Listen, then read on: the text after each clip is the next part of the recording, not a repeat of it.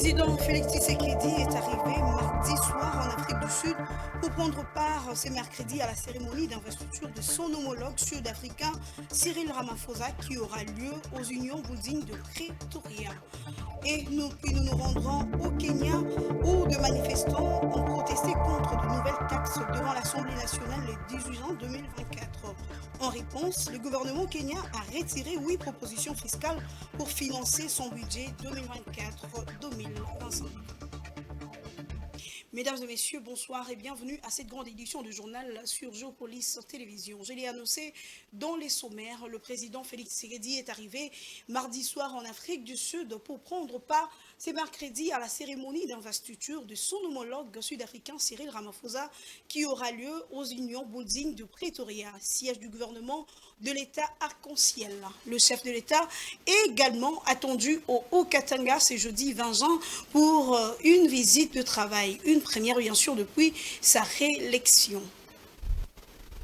Et puis, une autre nouvelle en brève, la direction générale de la DGRK était ce mercredi 19 juin devant le député provincial de la ville-province de Kinshasa à l'Assemblée provinciale de Kinshasa où il devait répondre à l'interpellation qui lui avait été faite par l'élu de la ville de Kinshasa, Steve Kongolo, par son intervention. Il devait répondre aux députés provinciaux par rapport aux enveloppes salariales des agents et membres de la DGRK après manifestation de ces dernières devant l'APK le 17 mai dernier. Une autre information, le vice-premier ministre, ministre de l'Intérieur, Sécurité, Jacquemin Chabani, a ouvert ce mercredi 19 juin à Kinshasa la séance d'information avec le gouverneur et l'air vice récemment élu. Cette séance organisée par l'École nationale de la territoriale sera donc clôturée par la remise de notifications. Autre chose à présent, comment lutter contre la désinformation et la précarité de journalistes? C'est la problématique principale qui a fait l'objet d'un atelier autour des patrons de presse. L'atelier a été organisé dans la salle CEPAS à l'initiative de l'ONG Journalistes en danger en collaboration avec les laboratoires de recherche de sciences et l'information et de la communication. Patrick Ilunga et Giscard Tamba y étaient. Autour de la table, les patrons de presse sont unanimes. Il y a une crise de confiance entre le public et les médias traditionnels. Crise qui se traduit par un abandon progressif de ces médias. Conséquence, le travail des journalistes dans les médias traditionnels n'est plus rentable et les journalistes, eux, sont plongés dans la précarité. La faute est attribuée à la montée de la désinformation qui prend le pas sur la bonne information. Le laboratoire de recherche en sciences de l'information et de la communication, la RISCOM, a consacré une étude sur l'écosystème de la désinformation en RDC. Son directeur général, le professeur Pierre Sana, qui a présenté ce travail, a exhorté les patrons de presse à joindre leurs efforts afin de contrer efficacement la montée des fausses informations. Passion Ligodi, journaliste, chercheur et orateur lors de l'atelier, distingue dans ces flots de fake news la désinformation de la mésinformation. Pour la désinformation, on a l'émetteur, la volonté ou l'intention, et troisièmement, on a cette volonté de pouvoir nuire ou de désorienter, alors que pour la mésinformation, on a un contenu faux, falsifié, partagé par un innocent qui, soit par peur ou par besoin de vouloir valider ce contenu-là, va partager avec les autres. Dans les deux cas, on a du faux et du falsifié. Le laboratoire de recherche en sciences de l'information et de la communication a formulé des recommandations. Entre décembre 2023 et janvier 2024, pendant la campagne électorale, cette instance de recherche a mené une étude dans plus de 150 groupes de la messagerie WhatsApp. L'étude a répertorié un total de 500 fausses informations parmi les nouvelles qui circulaient et qui ont été reprises même par des journalistes professionnels. Ainsi, la RISCOM et l'ONG Journalistes en danger ont plaidé pour le renforcement des capacités des journalistes à se défaire des pièges de fake news et à former le public à être plus critique face aux informations qui circulent dans les médias sociaux. 2 panels de discussion en table ronde ont ponctué l'atelier, lesquels s'est terminé par de recommandations à différents corps participant à la vie des médias. Avec les effets pervers de la révolution des outils de communication, les faux comptes dans les réseaux sociaux avec ce qu'on appelle les armées numériques, ajoutés à la propension de certains officiels du pays à la rétention de l'information, les Congo est-il devenu un pays plus exposé à la désinformation? Géopolis Télévision a posé cette question au professeur Pierre Sana, directeur du laboratoire de recherche en sciences de l'information et de la communication, qui vient juste de réaliser une étude de l'écosystème de la désinformation au Congo. Il a donné des éclairages et quelques recommandations au micro de Patrick Ulunga et Gis Kartomba. La désinformation, c'est un phénomène qui n'est pas typiquement congolais. Les fake news sont un phénomène à l'échelle mondiale, planétaire, et qu'on associe souvent avec l'arrivée des réseaux sociaux. Et donc notre pays, participant à l'évolution mondiale, fait aussi face à ce phénomène des fausses informations. Après, on peut identifier dans le contexte national des paramètres typiquement congolais.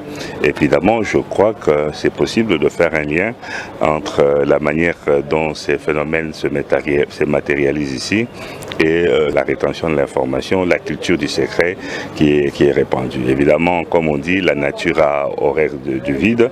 Si vous ne communiquez pas, d'autres personnes le feront à votre place. Il est essentiel de promouvoir au moins 3 choses. La première chose, c'est de renforcer les médias classiques, ou je veux dire le journalisme.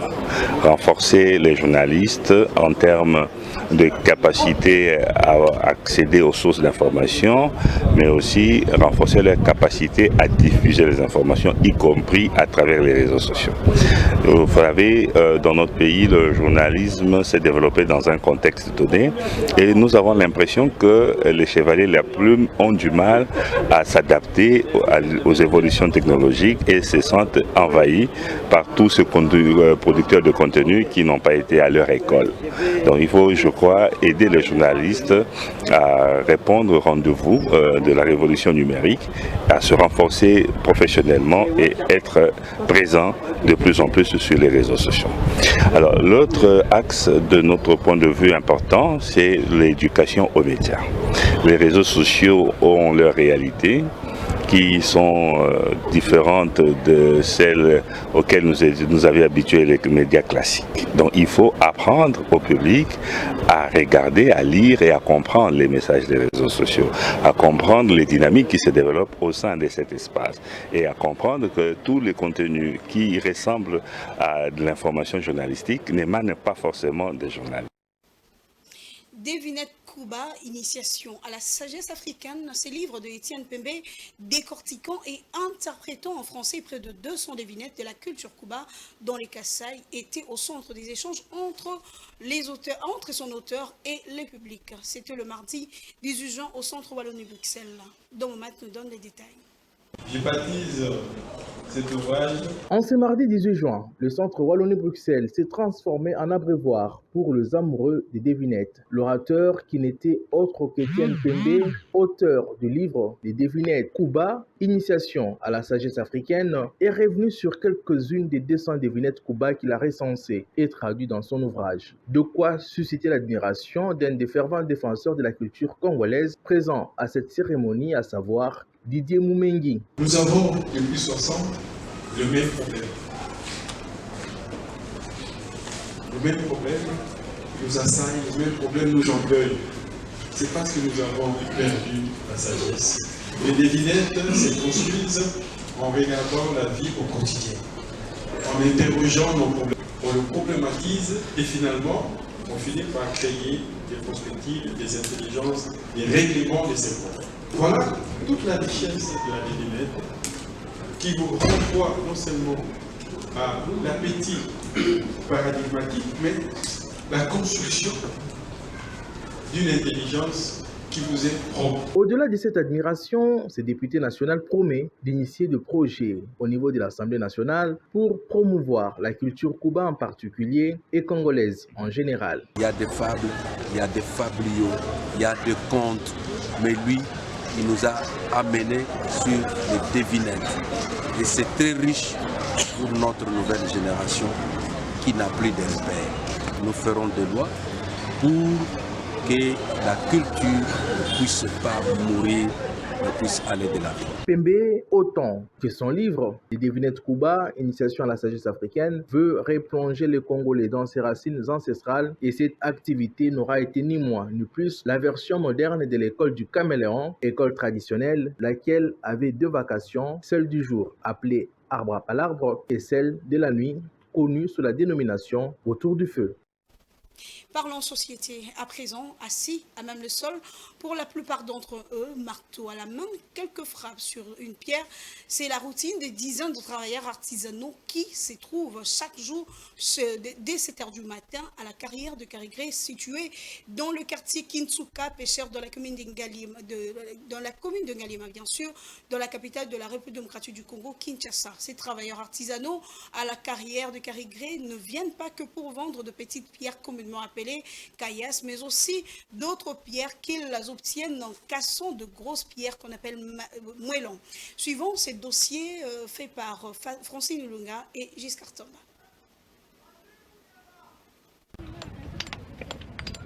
Nga bandaki mosala oyo na 84 ti lelo oyo nazali nazokoba yango eza tere ya ngai moko personnel eza na bénéfice makasi tozobuka awa ciseau marteau ya trou otie batrou okatikati na pivot bon risque ezali mpo mosala nyonso na mokili ezaka na risque ntango ozosala libanga mpe kokatana ekati yo pota ekoki kreye risque ya makasi ekoki komema oti na hôpital biso mpe babima bayinapi te na bariske wana difficulté sikoyo eloko ezoboma biso ya baoutiage eloko ya mosala eza te eloko mosala ekomi pasi mpo tozwa biso ntango obuki mabanga ekoki klia koya mpe yo moko oluki klia aye atali aye na mutuka basharge ntango etondi ale klia apesi yo mbongo na yo yazwi nzela akei bon mituka eyaka awa eza ekokana te eza différent ya 10 tonnes ezali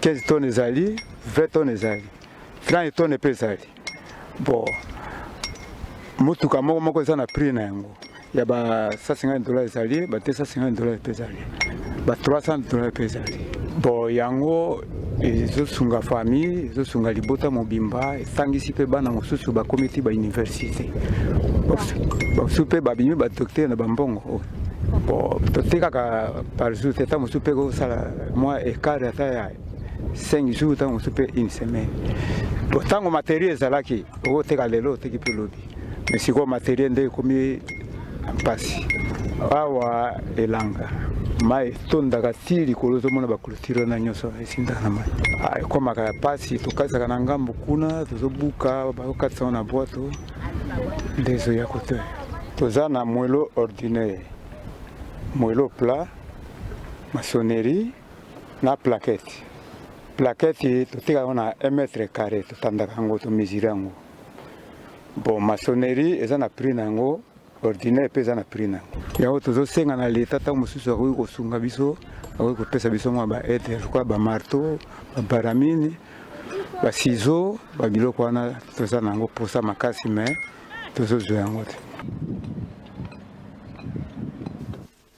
Nous l'avons annoncé dans ce journal qui a eu plénière aujourd'hui à l'Assemblée provinciale de Kinshasa où le directeur général de la DGRK a été interpellé par le FAM de la DGRK parce qu'il y a eu sitting au mois de mai. Sur ces plateaux, nous recevons Madame Nelly Kituka Makara qui se présente en ces lieux comme vice-présidente de l'association de femmes de la DGRK puisque la plénière se tient présentement qui a été renvoyée à plus tard. Elle va nous expliquer, Madame Nelly Kituka Makara, bonsoir à vous. Merci, bonsoir, merci pour l'invitation. C'est Madame Nelly Kituku Makara. Kituku, voilà, je m'excuse pour vous. Oui, je suis vice-présidente de l'association des femmes. Nous sommes là pour militer les droits et avantages des agents de la DGRK. Okay. Et à mes côtés, c'est Madame Banakaï, qui est présidente de l'association. Bonsoir, madame. Bonsoir, madame. Voilà, vous êtes là sur ces plateaux parce que tout à l'heure, vous étiez à la plénière. Qu'est-ce qui s'est passé et vous revendiquez quoi exactement? À l'issue de notre mémorandum, on avait interpellé notre DG de la DGRK pour qu'ils viennent se justifier par rapport à tous les points qui avaient été repris dans le mémorandum. Oui. Entre autres, les mauvaises conditions de travail, la prime des contentieux, la prime de mobilisation qui est inadéquate et vraiment minime. Et il a été interpellé par rapport à ça. Nous sommes arrivés aujourd'hui, il a été reçu par les députés. Il s'est justifié tant bien que mal, mais nous avons retenu que tout ce qu'il a avancé n'était pas vrai. Parce que jusqu'à aujourd'hui, il y a encore des agents qui ne sont pas encore payés. Et au lieu de nous donner pour la prime de la grande échéance 2 millions et 400, on nous a juste donné 600 000 francs. Et encore qu'il y a beaucoup qui n'ont pas encore touché. Et nous avons déploré cette rémunération qui est modique parce que ça ne représente pas grand-chose. Présentement, moi, je suis chef de division. Je n'ai que $280 comme rémunération mensuelle. En tant que chef de division. En tant que chef de division. Okay. Donc, allez sans comprendre. Parce que la DGRK est en train de percevoir l'argent au taux du jour. Et c'est vraiment incompréhensible que nous puissions être payés jusqu'à un taux qui avoisine les 920, puisque cet argent a été donné depuis 2012. Donc ils utilisent ces taux-là jusqu'aujourd'hui. Avant, un chef de division avait $700.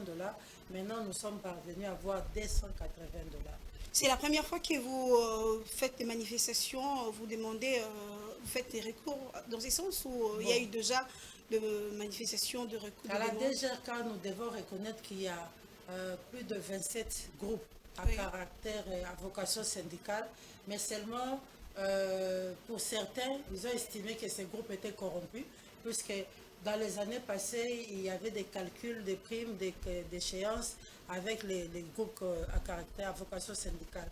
Mais cette fois-ci, on n'a même pas appelé ces groupes pour faire des calculs, puisque même dans le passé, l'année passée, on nous avait donné 500 000 comme prime de grandes échéances. Donc pour cette année, il n'a même pas convoqué le groupe à vocation syndicale pour faire les calculs. Il a estimé que nous devions avoir tous 600 000 francs. Et nous avons dit, trop c'est trop, on doit s'arrêter. Et les femmes se sont mobilisées comme un seul homme pour se lever et dire non. Parce que c'est la femme qui souffre, c'est la femme qui prend l'argent, qui fait des calculs pour aller faire le marché, qui voit comment on doit chasser les enfants, le mari est au travail. C'est vrai que nous sommes aussi dans le travail en tant que femme, mais quelque part, c'est la femme qui subit. Il y a eu plénière aujourd'hui, vous étiez là jusqu'à la clôture. Dites-nous qu'est-ce qui s'est passé. Vous avez pu obtenir gain de cause ou vous êtes toujours dans cette déception? Bon, nous attendions beaucoup des députés. Nous avons fait confiance. Les députés, ils ont pris notre mémo. Ils se sont dit qu'ils vont interpeller les DG. Ils l'ont fait. C'est vrai que ça a été reporté à 2 fois, mais quand même, ça s'est passé aujourd'hui. Mais au lieu que les DGTP, c'est-à-dire les questions, on a posé des questions, les DG devaient revenir pour répondre aux questions. Oui. Mais il y a beaucoup de députés qui ont évoqué le fait qu'il était tard, il y en a qui sont malades, qui prennent des médicaments, bon, vas-y comprendre.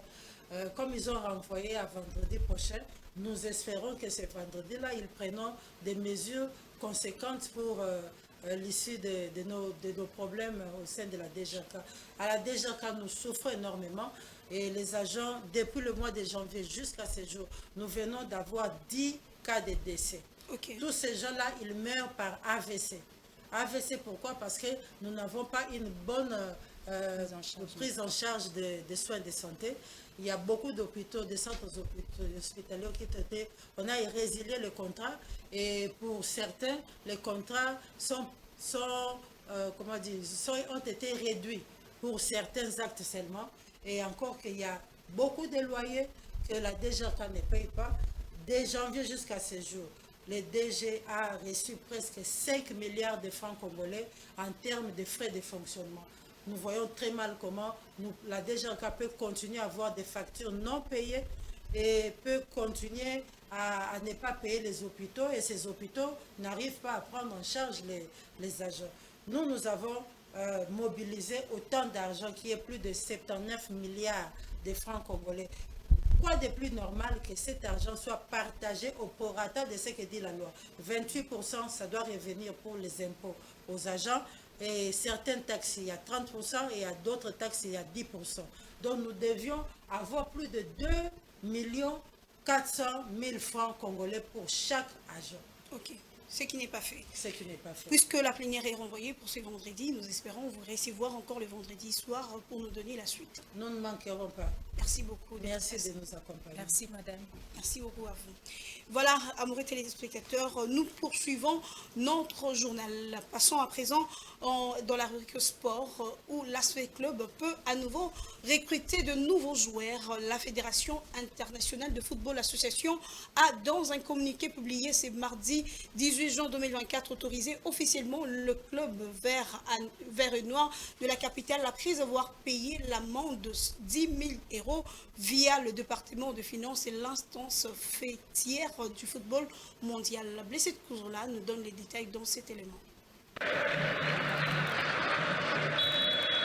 Les bonnes nouvelles se suivent pour l'SV Club de Kinshasa. Après son sacre lors de la 58e édition de la Coupe du Congo samedi 15 juin dernier au stade de Martyr face à Céleste Football Club, le club vert et noir de la capitale vient d'apprendre encore une magnifique annonce ce mardi 18 juin 2024 auprès de la FIFA. En effet, l'instance fêtière du football mondial a officiellement levé la sanction des Banambongo, leur interdisant de recruter de nouveaux joueurs. Cette sanction, qui remontait à l'époque de la présidence de Bestine Kazadi, empêcher l'équipe vert et noir de renforcer son effectif depuis plusieurs mois. La décision d'élever cette interdiction a été prise le mardi 18 juin dernier dans la soirée, apportant un souffle de soulagement aux supporters et à la direction du club dirigé par Amadou Diaby. Dans une correspondance envoyé à l'AS Vita Club, la FIFA a informé l'équipe que la procédure disciplinaire est désormais close. Cette clôture est intervenue après que le club ait versé une somme de 10 000 € via le département des finances, respectant ainsi les conditions imposées par l'instance dirigeante du football mondial. La levée de cette sanction ouvre de nouvelles perspectives pour l'AS Vita Club, qui pourra désormais participer activement au marché des transferts et renforcer son effectif en vue de prochaines compétitions. Les dirigeants du club ont exprimé leur satisfaction et leur gratitude envers la FIFA pour cette décision, tout en soulignant leur engagement à respecter les règlements en vigueur à l'avenir. Les supporters, de leur côté, espèrent que cette nouvelle liberté de recrutement permettra à leur équipe de briller à nouveau sur les scènes nationales et internationales. Rappelons que l'ASV Club a déjà enrôlé 6 nouveaux joueurs, notamment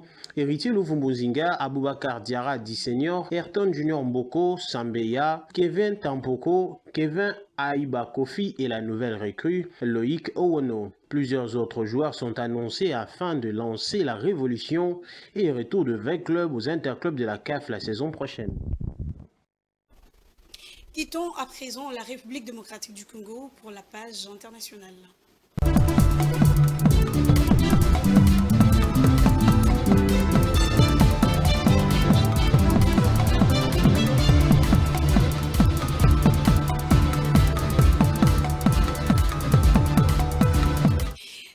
Manifestants ont protesté contre de nouvelles taxes devant l'Assemblée nationale le 18 juin 2024, surnommée Occupe Parliament, initiative visée à bloquer l'adoption de la loi de finances 2024. En réponse, le gouvernement kenyan a retiré 8 propositions fiscales pour financer son budget 2024-2025, dont la plus contestée est la taxe sur la valeur ajoutée sur 16% sur le pain. L'exécutif kenyan vise à lever 2,7 milliards de dollars grâce à des nouvelles impositions pour réduire la dépendance aux emprunts extérieurs. Suivez. Rassemblés autour de l'Assemblée nationale pour protester contre l'introduction de nouvelles taxes, des manifestants ont fait face à une forte répression policière le 18 juin 2024.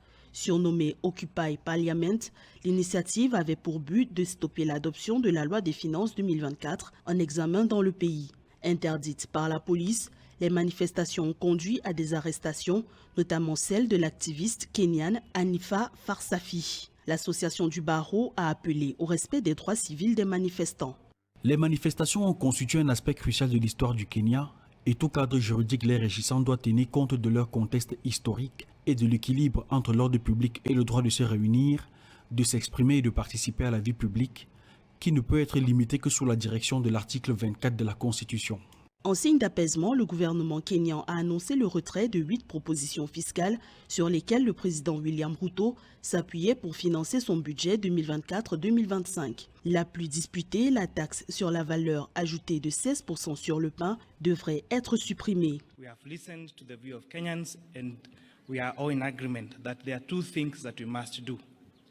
Nous avons écouté les points de vue des Kenyans et nous sommes tous d'accord sur le fait que nous devons faire deux choses. L'une d'elles est que nous devons protéger les Kenyans de l'augmentation du coût de la vie et dont la TVA proposée de 16% sur le pain a été abandonnée. Pour soutenir la réduction du coût de la vie, nous faisons quelque chose au sujet de l'huile végétale afin de ne pas la rendre coûteuse pour les Kenyans.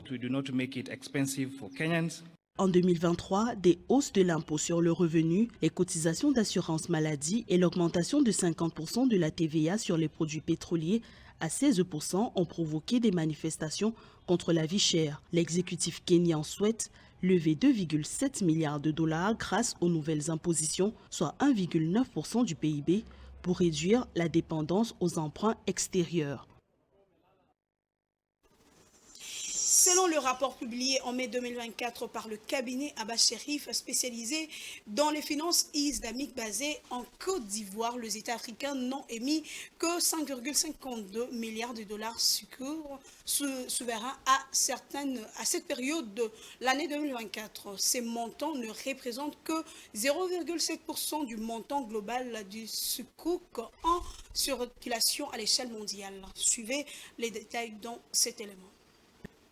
Depuis le début de l'année 2024, seulement 9 pays africains ont levé des fonds sur le marché de la finance islamique, selon un rapport du cabinet Abbas Cherif, spécialisé dans la finance islamique, basé en Côte d'Ivoire. Estimé à 5,52 milliards de dollars, ces fonds levés à travers l'émission de 773 soukouk souverains représentent 0,7% du montant des soukouk en circulation au niveau mondial. Les finances islamiques sont mal connues en Afrique et sont mal expliquées aux populations. Voilà pourquoi les populations ne s'intéressent pas à ce genre de financement.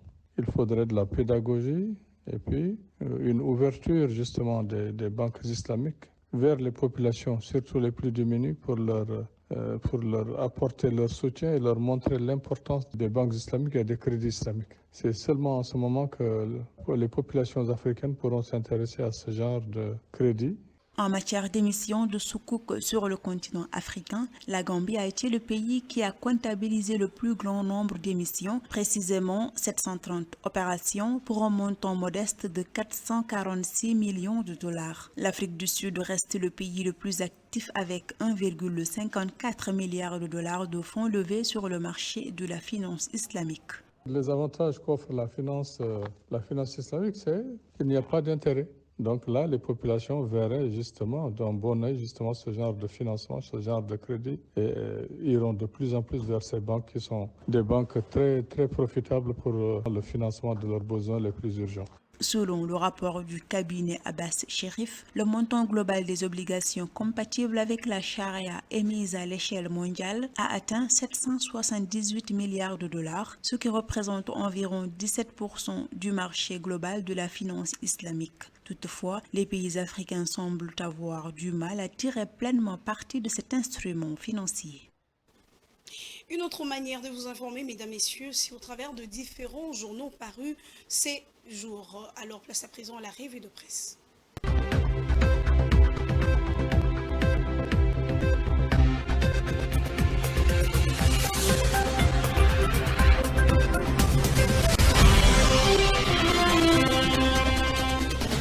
Bonsoir, bienvenue à cette revue de presse. Ouvrons cette lecture des journaux avec Forum des As qui titre « Ministère de la Nouvelle Économie du Climat, Stéphanie Mbombo démissionne du gouvernement ». Selon le tabloïd, il s'agit d'une démission mystère au sein du gouvernement. Madame Stéphanie Mbombo, ministre déléguée à la Nouvelle Économie du Climat, a déposé hier mardi 18 juin sa démission du gouvernement à la surprise générale. Dans sa déclaration, Stéphanie Mbombo a juste évoqué des raisons des convenances personnelles pour justifier son départ du bâtiment bateau souminois, a écrit le journal. En conséquence, renchérit la prospérité, Madame Stéphanie Mbombo Mwamba est déchargée de cette haute fonction. La concernée, dépourvue de qualité, ne peut plus engager le gouvernement de la République à dater de ce jour, précise le communiqué du cabinet de la Première ministre, chef du gouvernement, a noté le journal La Prospérité. Autre sujet qui a intéressé la presse congolaise ce matin, c'est le déplacement de Félix Tshisekedi à Pretoria pour assister à l'investiture de son homologue Cyril Ramaphosa ce 19 juin.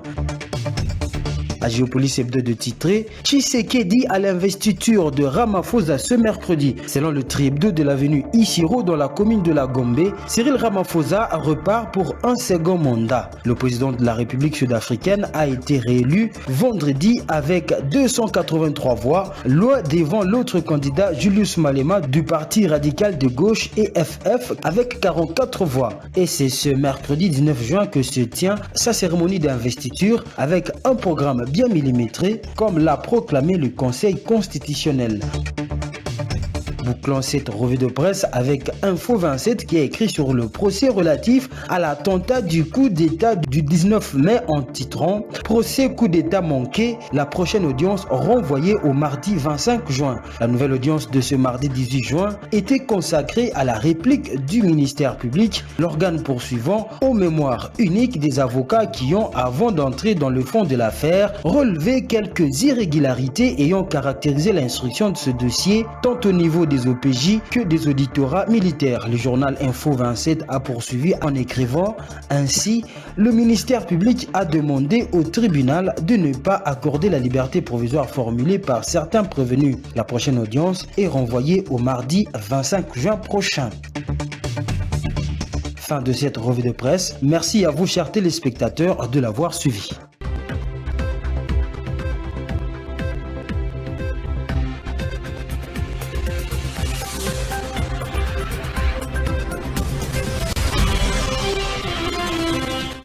Enfin, cette grande édition du journal, mesdames et messieurs, mais je ne peux vous quitter sans vous rappeler les deux principaux titres de cette édition.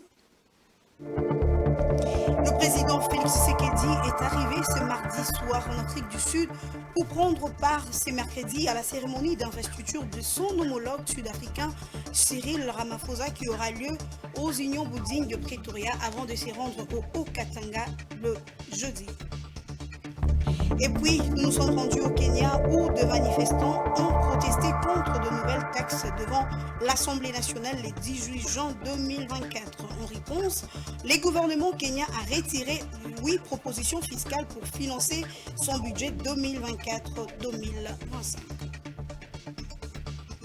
C'est par ici que nous bouclons la boucle, mesdames et messieurs. Merci de nous avoir suivis et très bonne suite de programme sur Géopolis Télévision.